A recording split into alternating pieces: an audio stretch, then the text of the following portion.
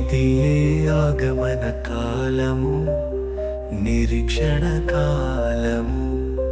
ప్రభువుకై మనం సిద్ధపడుదాం, ప్రభువును మనలో ఆహ్వానించుదాం. జాగరూకులమై మనము జీవించుదాం, ప్రభువును విశ్వాసములో సమీపించుదాం.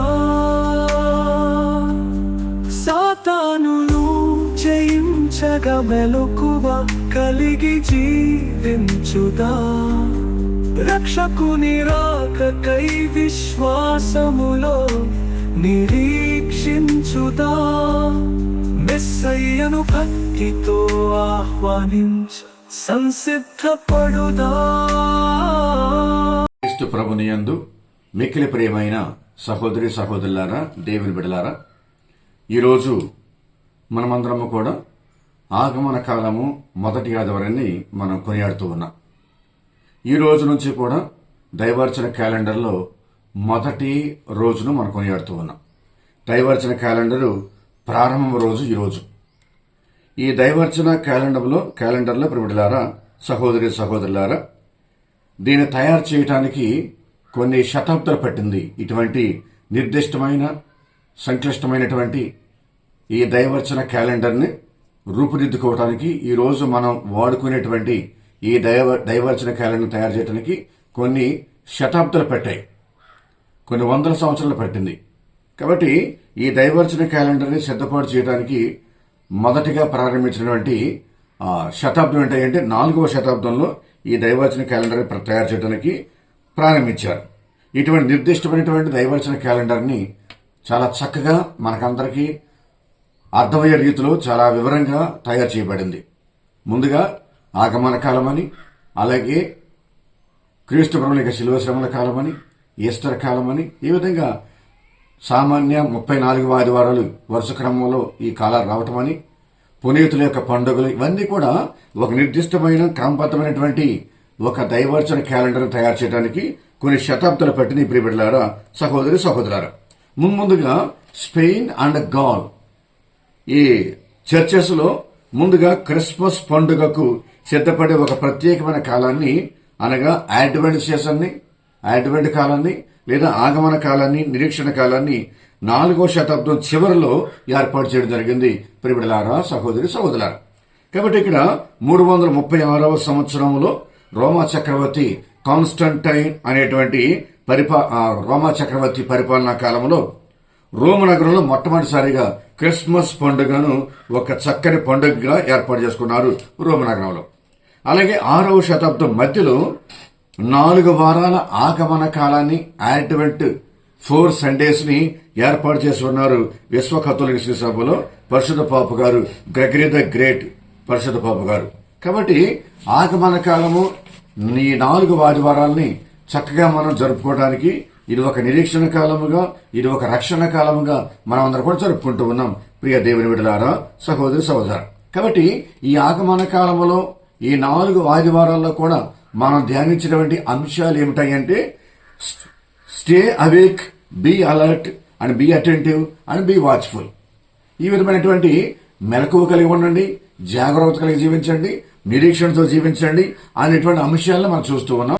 క్రీస్తు భగవంతుడు దయచేసేటువంటి రక్షణ పొందుకోవటం కోసం, మెస్సయ్య యొక్క రాకడ కోసం మనమందరం కూడా నిరీక్షణ కలిగి జీవించాలి, ఎదురు చూస్తూ జీవించాలి, ఆయన రాకడ కోసం సిద్ధపడి జీవించాలని చెప్పని ఈ 4 ఆదివారాలు కూడా మనకు బోధిస్తూ ఉన్నాయి ప్రియ దేవుని బిడ్డలారా, సహోదరి సహోదరులారా. కాబట్టి ఒక వ్యవసాయదారుడు తాను కష్టపడి పండించిన పంట చేతికి రావటం కోసం ఎంత నిరీక్షణగా, ఎంత ఎదురు చూస్తూ ఉంటాడో, అలాగే ఒక నిరుద్యోగి తన జీవనోపాధి కోసం, తన కుటుంబ పోషణ కోసం, ఉద్యోగం కోసం ఈ విధంగా అయితే ఎదురు చూస్తూ ఉంటాడో ఆశతో, అలాగే ఒక విద్యార్థి తాను రాసిన పరీక్ష ఫలితాల కోసం ఎంతో ఆశతో, ఆతురతతో ఎదురు చూస్తూ ఉంటాడు.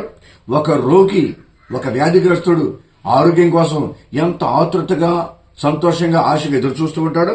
అలాగే ఒక సేవకుడు తన యజమాని కోసం ఎంత ఆశతో ఎదురు చూస్తూ ఉంటాడు. అలాగే మన యజమాని, మన యేసుక్రీస్తు, మన మెస్సయ్య రెండవ రాకడ కోసం కూడా మనం ఎదురు చూస్తూ ఉంటాయి. ఆ భగవంతుడు తీసుకొచ్చేటువంటి రక్షణ ఫలితాల కోసం ఎదురు చూస్తూ ఉండాలి. ఆ భగవంతుడు తీసుకొచ్చేటువంటి పరలోక రాజ్య ప్రాప్తి కోసం మనమందరం కూడా ఎంతో ఆశతో, మెలకువతో, ఉత్సాహంతో మనం ఎదురు చూస్తూ ఉండాలి, సిద్ధపడి జీవిస్తూ ఉండాలి. అదే ఈ రోజు మొదటి పట్టణం ద్వారా గాను, రెండో పట్టణం ద్వారా గాను, సువిశేషం ద్వారాగా భగవంతుడు చెప్తే సందేశం ఇది. కాబట్టి రెండవ రాకడ కోసం నిరీక్షించాలి, ఎదురు చూస్తూ ఉండాలి అనే విషయాలు మనం చూస్తూ ఉన్నాం ప్రియ సహోదరి సహోదరులారా. కాబట్టి ఈ రోజు మొదటి పట్టణం మనం ధ్యానిస్తూ ఉన్నాం. మనం ముందుగా యెషయా గ్రంథము 2వ అధ్యాయము 1వ వచనం నుంచి 5వ వచనం వరకు ఈ రోజు మొదటి పట్టణాన్ని గ్రహించడం జరిగింది. ఈ మొదటి పట్టణంలో యోధా, యెరూషలేము రాజ్యాలకి భగవంతుడు ఒక చక్కని సందేశాన్ని అందిస్తూ ఉన్నాడు. ఈ యోధా, ఈ యెరూషలేము ఈ రెండు కూడా ఇశ్రాయేలు ప్రజల రాజ్యాలు. ఈ రెండు రాజ్యాలకి సంబంధించినటువంటి గొప్ప సందేశాన్ని, గొప్ప శుభవార్తని యెషయా ప్రవక్త ద్వారాగా భగవంతుడు అందిస్తూ ఉన్నాడు. ఇందులో ప్రధానమైనటువంటి అంశం ఏంటంటే యెరూషలేము నగరం యొక్క ప్రాముఖ్యత. యెరూషలేము నగరం యొక్క ప్రాముఖ్యతను యావే ప్రభు ఈ రోజు మొదటి పట్టణంలో తెలియజేస్తున్నాడు. ప్రియమైన సహోదరి సహోదరు, ద మౌంట్ జయన్ లేదా యెరూషలేము పర్వతము, దాని గురించి ఈ యెరూషలేము పర్వతము లేదా ద మౌంట్ జయన్ అనేది the greatest mountain, the highest mountain and the most significant mountain and the most venerable mountain అనేటువంటి ఈ మాటల్ని యావే ప్రభు మొదటి పట్టణంలో తెలియజేస్తూ ఉన్నాడు. అనగా ఇది ఒక ఎత్తైన పర్వతము, ఇది ఒక గొప్ప విశిష్ట కలిగినటువంటి పర్వతం, ఇది ఒక గొప్ప గుర్తింపు పొందిన పర్వతము, ఇది మహాపవిత్రమైన ఆరాధన పర్వతంగా భగవంతుడు ఈ పర్వతాన్ని ఎన్నిక చేసుకుంటూ ఉన్నాడు. ఈ పర్వతం మీదనే యెరూషలేము నగరం అంతా కూడా ఒక అద్భుతమైన నగరంగా నిర్మించబడిందనే విషయాన్ని ఈరోజు మొదటి పట్టణం మనం చూస్తూ ఉన్నాం. ఇటువంటి యెరూషలేము యొక్క ప్రాధాన్యత, ప్రాముఖ్యత, విశిష్టత ఈరోజు మొదటి పట్టణంలో మనం చూస్తూ ఉన్నాం. ఈ రోజు మొదటి పట్టణంలో యెరూషలేము నగరం గురించి, దాని యొక్క ప్రత్యేకత గురించి చక్కగా ఒక 5 విషయాల్ని యావే ప్రభు చెబుతున్నాడు. మొదటి విషయం ఏంటంటే the mount Zion or the city called Jerusalem or Zion, ఇది ద సెంటర్ ఆఫ్ సాల్వేషన్. రక్షణకు ఇది మూల కేంద్రము, ఇది రక్షణకు మూల బిందువు. ఇదే ఒక ప్రధానమైన నగరము, రక్షణ ప్రసాదించేటువంటి నగరముగా ఇది ప్రసిద్ధికెక్కింది. కాబట్టి లోకాన్ని రక్షించడానికి యేసుక్రీస్తు ఈ నగరము నుంచి ఆయన రక్షణ కార్యాన్ని పూర్తి చేస్తాడు. తన శ్రమలు, శిలువ, మరణ, పునరుత్థానాలు అనేవి ఇదిగో యెరూషలేము నగరంలోనే ప్రారంభమవుతూ ఉన్నాయి, జరుగుతూ ఉన్నాయి అంటూ ఉన్నాడు. ఇక్కడ మనం తెలుసుకుంటూ ఉన్నాం ప్రియమైన సహోదరి సహోదరు. కాబట్టి ఇక్కడ సైతాన్ నుండి విడుదల, సైతాన్ నుండి విముక్తి, ఈ విధంగా ఇవన్నీ కూడా ఈ లోకానికి రక్షణ, ఇవన్నీ కూడా యెరూషలేము నగరంలోనే జరుగుతూ ఉన్నాయి అనేది ఇక్కడ మనం తెలుసుకోవాలి. కాబట్టి the city called Jerusalem the mountain Zion is a centre of salvation, రక్షణకు కేంద్రము ఈ యెరూషలేము నగరం అనేది. మరి రెండో విషయం ఏంటంటే యెరూషలేము నగరం అనేది అందరినీ కూడా ఆకర్షిస్తూ ఉంది. సకల జాతి బిడలను, సకల ప్రజలందరినీ కూడా, సకల జాతుల వారిని, సకల ప్రాంతాల నుంచి యెరూషలేము నగరం అనేది దాని చెంతకు ఆకర్షిస్తూ ఉంది. సకల దేశాలకు, సకల జాతులకు చెందినటువంటి ప్రజలందరూ కూడా యెరూషలేము నగరానికి వస్తారు.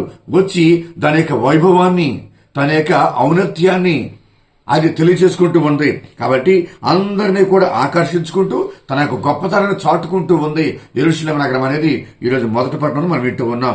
మరి మూడవది ఏంటంటే it is a centre for piece and harmony.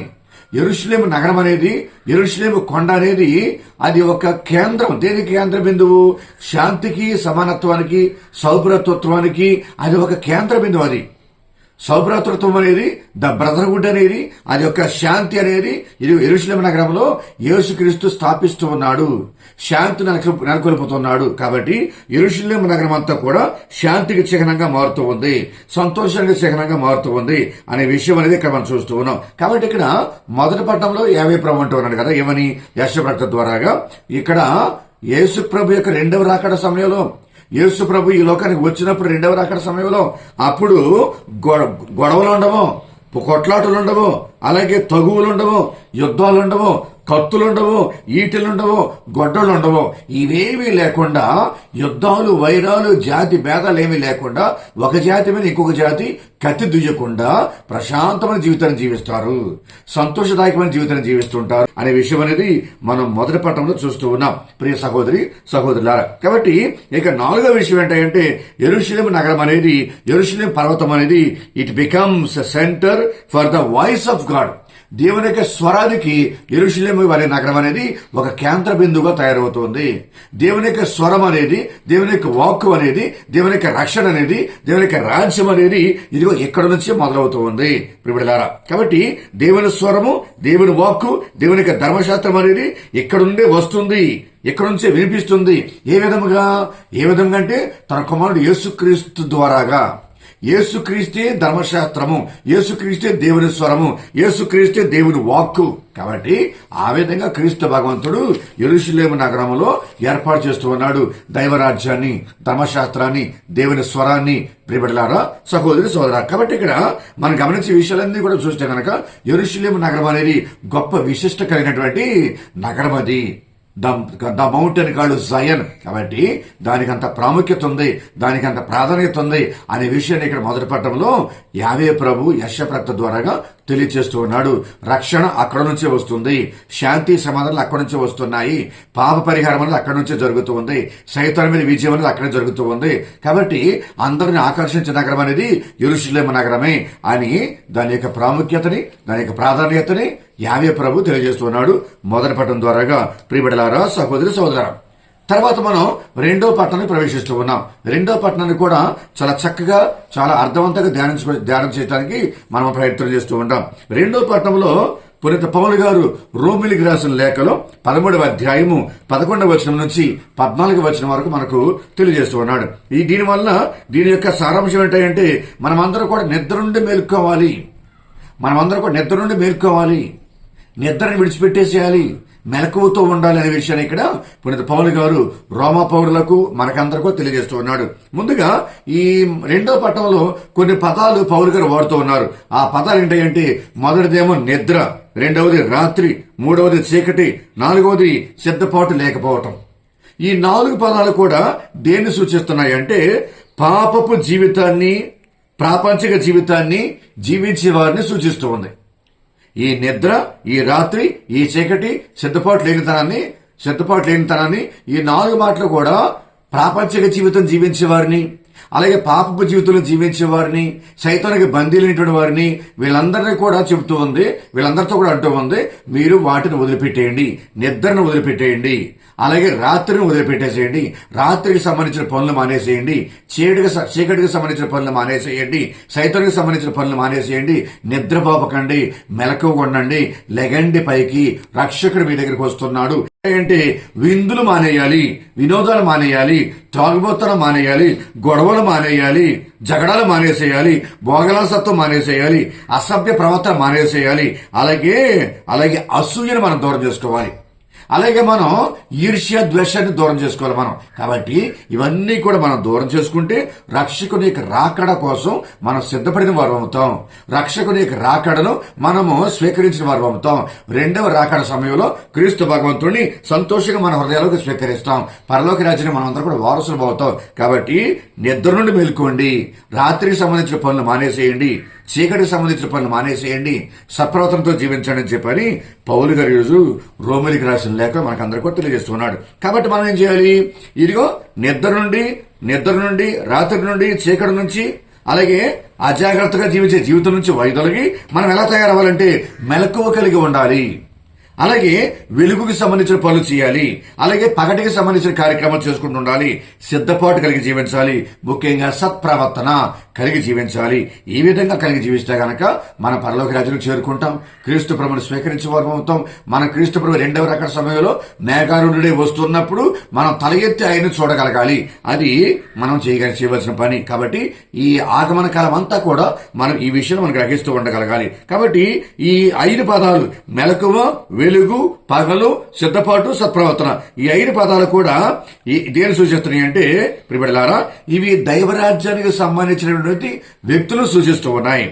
అలాగే రక్షకుడు క్రీస్తు భగవంతుడు స్వీకరించడానికి ఎదురు చూసి నిరీక్షించేటువంటి వారిని సూచిస్తూ ఉన్నాయి. కాబట్టి ఇది చాలా పవిత్రమైన జీవితాన్ని సూచిస్తూ ఉన్నాయి. కాబట్టి ప్రియమైన సహోదరి సహోదరులారా, మనం ఎల్లప్పుడూ కూడా క్రీస్తు పరమని స్వీకరించడానికి, క్రీస్తు ప్రభు ప్రసాదించినటువంటి రక్షణ భాగ్యాన్ని పొందుకోవటానికి ఇవన్నీ కూడా మనకు ఉపయోగపడుతూ ఉంటాయి. కాబట్టి పాపపు జీవితాన్ని వదిలిపెట్టేసి, దుర్మార్గపు జీవితాన్ని వదిలిపెట్టేసి, చీకటికి రాత్రికి సంబంధించిన పనులు మానేసేసి, దేవుడికి ఇష్టమైనటువంటి కార్యక్రమం చేసుకుంటూ, పరిశుద్ధమైన కార్యక్రమం చేసుకుంటూ, పవిత్రమైన జీవితాన్ని జీవిస్తూ మనం జీవించాలని చెప్పని యేసుక్రీస్తు పునీత పౌలు గారి ద్వారాగా రోమా పౌరులతో మాట్లాడుతూ ఉన్నాడు. అది 2వ పట్టణం యొక్క సారాంశం. ప్రియబిడ్డలారా, సహోదరి సహోదరా, ఇప్పుడు మనం సువిశేషంలోకి వచ్చేస్తూ ఉన్నాం. సువిశేష భాగాన్ని మత్తయి సువార్త 24వ అధ్యాయం నుంచి మనం తీసుకున్నాం. మత్తయి సువార్త 24వ అధ్యాయము 37వ వచనం నుంచి 44వ వచనం వరకు మనం గ్రహించుకున్నాం, గమనిస్తూ ఉన్నాం. కాబట్టి ఈ మత్తయి సువార్త 24వ అధ్యాయంలో క్రీస్తు భగవంతుడు చెప్పేటువంటి సందేశం ఏంటంటే, మీరు రక్షకుడు యేసుక్రీస్తు వచ్చేటువంటి మెస్సయ వచ్చేటువంటి 2వ రాకడ సమయాన్ని మీరు అంచనా వేయలేరు. ఆ సమయం గాని ఆ గడియ గాని ఎవరికి తెలియదు. నాకు కానీ, దూతలకు కానీ, పరలోక వాసులకు కానీ, మానవులకు కానీ ఆ గడియ ఆ సమయము ఎవరికి కూడా తెలియదు. కాబట్టి మీరు మెలకువగా ఉండండి. మీరు ఎలా ఉండకూడదు? నోవా కాలంలో ప్రజలు ఏ విధంగా అయితే జీవించారో మీరు అలాగే జీవించకూడదు. నోవా కాలంలో ప్రజలు ఏ విధంగా జీవించారు? మనిషికి ఉన్నటువంటి the primary interest of man, మనిషికి ఉన్నటువంటి ముఖ్యమైన పనులు ఏంటంటే తినడం, త్రాగటం, వివాహాలు చేసుకోవటం. జలప్రళయం వచ్చే వరకు కూడా యావే దేవుడు నిర్దేశించినటువంటి మనుషులు, పక్షులు, ప్రాణులు, జంతువులు 2 జతల చొప్పున ఆ ఓడలోకి వెళ్లేంత వరకు కూడా, జలప్రళయం ప్రారంభమయ్యేటువంటి అంతవరకు కూడా ప్రజలందరూ కూడా చేసే పనులు ఏంటి? తినుచూ ఉన్నారు, త్రాగుచూ ఉన్నారు, వివాహం ఆడుతూ ఉన్నారు. వారి దైనందిన జీవితంలో వారు ఇప్పుడు కూడా బిజీగా గడుపుతూ ఉన్నారు. కానీ జలప్రళయం గురించి వారు గమనించలేకపోయారు, వారు తెలుసుకోలేకపోయారు, వారు గుర్తించలేకపోయారు. కాబట్టి మీరు ఆ విధంగా ఉండబాకండి, సిద్ధపడి ఉండండి అని చెప్పని భగవంతుడు యేసుక్రీస్తు హెచ్చరిక జారీ చేస్తూ ఉన్నాడు. తన యొక్క 2వ రాకడ సమయంలో మీరు సిద్ధపడి ఉండమని చెప్పని యేసుక్రీస్తు అంటూ ఉన్నారు. ప్రియబిడ్డలారా, సహోదరి సహోదరా, కాబట్టి 2వ రాకడ అనేది ఎలా ఉంటది? నోవా దినముల వలె ఉంటుంది అని మొదటిది. మరి రెండోది ఏంటంటే దొంగవాడు రాత్రి వేళ వచ్చేటువంటి ఆ సందర్భంలాగా ఉంటుంది యేసుప్రభునికి 2వ రాకడ. నోవా దినాల్లో ఏ విధంగా అయితే జనాలు, ప్రజలందరూ కూడా ఆ జలప్రళయం వచ్చేంత వరకు కూడా తినుచు, త్రాగుచు, వివాహాలు ఆడుకుంటూ వారి దైనందిన జీవితంలో వెచ్చలవిడితనంగా జీవిస్తూ ఉన్నారో అలాగా మీరు ఉండకూడదు. సిద్ధపడి ఉండండి, తయారై ఉండండి, మెలకువ కలిగి జీవించండి అని చెబుతూ ఇంకొక ఉదాహరణ ఇస్తున్నాడు యేసుక్రీస్తు. దొంగవాడు ఏ గడియలో వస్తాడో తెలియదు కాబట్టి మీరు మెలకువగా ఉండండి. మిమ్మల్ని ఎవరో మోసగించకుండా ఉండండి. మిమ్మల్ని ఎవరో కూడా నాశనం చేయకుండా ఉండలేకుండా ఉండండి మీరు. కాబట్టి మీరు మెలకువ కలిగి ఉండండి, జాగ్రత్త కలిగి జీవించండి. మీరు నాశనం అయిపోకుండా ఉండాలంటే, మీరు నరకానికి వెళ్లకుండా ఉండాలంటే మీరు చేయవలసిన పని ఏంటంటే మెలకువ కలిగి ఉండండి, జాగ్రత్తతో జీవించండి. కాబట్టి ఇది 2వది యేసుప్రభు ఇచ్చినటువంటి ఉదాహరణ. మొదటిదేమో నోవా దినములు, 2వదేమో ఆ అర్ధరాత్రి వేళ దొంగవాడు వచ్చేటువంటి గడియ.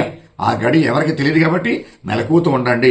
అప్పుడు దొంగవాడు మన జీవితాల్ని, మన కుటుంబాన్ని హరించి వేయకుండా, మన నాశనం చేయకుండా ఉండేలాగా మనం ఎదుర్కోగలము.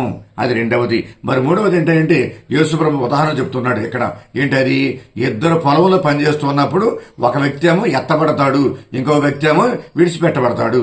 2వ ఉదాహరణ, 2 ఆడవాళ్లు తిరుగట్టి రాయలు తిప్పుతున్నప్పుడు ఒకడు ఎత్తబడతారు, ఇంకొకళ్ళేమో విడిచిపెట్టబడతారు. ఇక్కడ ఎత్తబడుట అంటే అర్థం ఏంటంటే భగవంతుడు మనమందరం కూడా ఆయన మాట ప్రకారంగా, ధర్మశాస్త్రం ప్రకారంగా, యేసుప్రభు యొక్క ఆ సందేశం ద్వారా జీవించినట్లయితే కనుక మనమందరం కూడా ఎత్తబడతాము పరలోక రాజ్యానికి.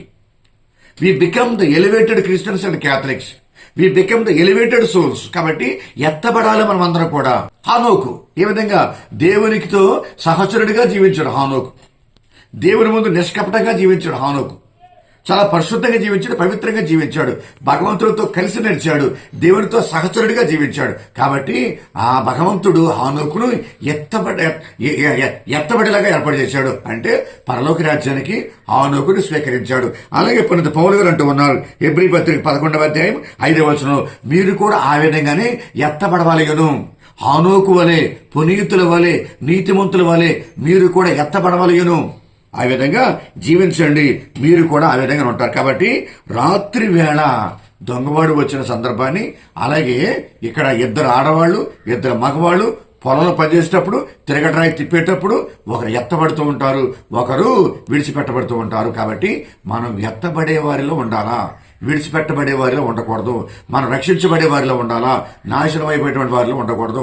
మన పరలోక రాజ్యానికి వెళ్లే వారిలాగా ఉండాలి, మన నరకకూపంలోకి వెళ్లే వారిలాగా ఉండకూడదు. కాబట్టి బిడ్డలారా, సహోదరి సహోదరులారా, మనం ఎల్లప్పుడూ కూడా 2వ రాకడ సమయంలో క్రీస్తు ప్రభు మన చెంతకు వచ్చినప్పుడు మనము ఆయనతో పాటు కలిసి పరలోక రాజ్యానికి వెళ్లే విధముగా దీవించమని చెప్పని, ఆశీర్వదించమని చెప్పని ప్రార్థన చేసుకుందాం. తల్ల వచ్చి కళ్ళు మూసుకుని చిన్న ప్రార్థన చేసుకుందాం. సర్వశక్తిగల సర్వేశ్వర, దయగల మా తండ్రి, ప్రేమగల ప్రభువా, మీ పరిశుద్ధ నామమునకు వందనములు, స్తుతులు, స్తోత్రాలు మా తండ్రి. మేమందరం కూడా ప్రభువా ఎత్తబడేటువంటి గ్రూపులు ఉండే విధంగా, ఎత్తబడేటువంటి పునీతులతో ఉండేలాగున మమ్మల్ని దీవించండి, ఆశీర్వదించండి. మేమందరం కూడా మీ కుమారుడు యేసుక్రీస్తు వచ్చినప్పుడు 2వ రాకడ సమయంలో మేఘారూఢుడై, ఆ విధంగా అటువంటి సమయంలో మేమందరం కూడా మా తల ఎత్తి ఆ యేసుప్రభువును చూసే విధంగా ఉండగలగాలి. అటువంటి ఆధ్యాత్మిక శక్తిని, ఆధ్యాత్మిక ధైర్యాన్ని మాకు దయచేసి వేడుకుంటూ ఉన్నాం. మా ప్రభువా, ఈ రోజు మేమందరం కూడా యెరూషలేము యొక్క ఔన్నత్యాన్ని, యెరూషలేము యొక్క గొప్పతనం మేము గమనిస్తూ ఉన్నాం, మేము తెలుసుకుంటూ ఉన్నాం. యెరూషలేము నగరం ఏ విధంగా విశిష్ట కలిగి ఉందో, ప్రాముఖ్యతను కలిగి ఉందో, అలాగే మేము కూడా మా సంఘాలు, మా యొక్క విచారణలు, మా యొక్క గ్రామాలు, మా యొక్క మేత్రాసనలు, యావత్ కథోలిక శ్రీసభ ఎల్లప్పుడూ కూడా ఎంతో గొప్ప ప్రాముఖ్యతను, ఎంతో గొప్ప ప్రాధాన్యతను, ఎంతో గొప్ప విశిష్టతను సంతరించుకుంది. కాబట్టి మేమందరం కూడా శ్రీసభకు తగినట్లుగా, విచారణలకు తగినట్లుగా, మీ కుమారుడు క్రీస్తుకు తగినట్లుగా జీవించే భాగ్యం దయచేసి వేడుకుంటూ ఉన్నాం. అలాగే మేమందరం కూడా మెలకువ కలిగి, ఉత్సాహం కలిగి, వాచ్ఫుల్ గా, విజిలెంట్ గా, అలర్ట్ తో జీవించే భాగ్యం దయచేయమని, ఎల్లప్పుడూ మీ ధర్మశాస్త్రం ప్రకారంగా, మీ వాక్కు ప్రకారంగా జీవించే భాగ్యాన్ని మా అందరికి దయచేయమని, ఈ వాక్య పరిచర్య ద్వారాగా ఎంతో మంది మేలులు పొందేలాగున, ఎంతో మంది దీవెలు పొందేలాగున, వారి కుటుంబాల్లో, వారి జీవితాల్లో, వ్యక్తిగతమైన జీవితాల్లో ఎల్లప్పుడూ కూడా పాపాలను విడిచిపెట్టేసి, దుర్మార్గాన్ని విడిచిపెట్టేసి, గొడవలను వదిలిపెట్టేసి, కొట్లాట్లు వదిలిపెట్టేసి, యుద్ధాలను ప్రక్కన పెట్టేసి శాంతి, సమాధానం, ఐక్యత జీవితంతో జీవించే భాగ్యాన్ని దయచేయమని, ఈ వాక్య పరిచయం ద్వారాగా దీవెలు పొందే వారిని, ఈ వాక్య పరిచర్య ద్వారాగా రక్షింపబడిన వారిని అందరికీ దీవించమని, ఈ ఎస్ఎంజి క్రియేషన్స్ యూట్యూబ్ ఛానల్ ద్వారాగా ఎవరైతే వాక్యాన్ని ఆలకిస్తూ ఉన్నారో, చక్కని పాటలతో మీ నామ సంకీర్తన చేస్తూ ఉన్నారో అందరిని దీవించి ఆశ్రయించమని, ఈ ఎస్ఎంజి క్రియేషన్స్ యూట్యూబ్ ఛానల్ ని నడిపించేటువంటి మీ కుమారుడు అభిషేక్తు గురువు రెవరెండ్ ఫాదర్ కాటు యోహాను స్వామిని దీవించి ఆశ్రయించమని, ఆయన యొక్క పరిచర్యని దీవించి ఆశ్రయించమని, మమ్మల్ని అందరూ మీ కృపలో బలపరచమని మా ప్రభువైన యేసుక్రీస్తు ద్వారా ఈ మనవి చేయుచున్నాము తండ్రి. ఆమేన్.